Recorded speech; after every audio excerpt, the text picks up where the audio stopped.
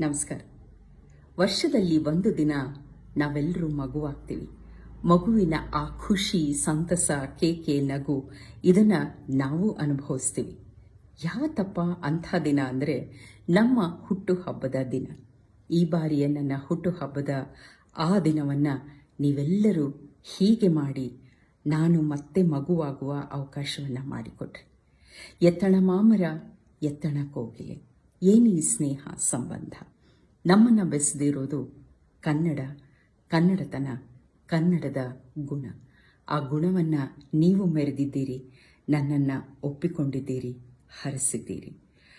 ವೈಯಕ್ತಿಕವಾಗಿ ಎಲ್ರಿಗೂ ವಂದನೆಗಳನ್ನು ಹೇಳೋಕ್ಕೆ ಸಾಧ್ಯ ಆಗ್ತಿಲ್ಲದ ಕಾರಣ ಈ ವಿಡಿಯೋ ಮುಖೇನ ನಿಮ್ಮೆಲ್ಲರಿಗೂ ನಾನು ಚಿರಋಣಿಯಾಗಿದ್ದೀನಿ, ವಂದನೆಗಳನ್ನು ಅರ್ಪಿಸ್ತಿದ್ದೀನಿ. ಈ ಅಭಿಮಾನ ಹೀಗೇ ಇರಲಿ ಅಂತ ಪ್ರಾರ್ಥಿಸ್ತೀನಿ. ಶುಭವಾಗಲಿ.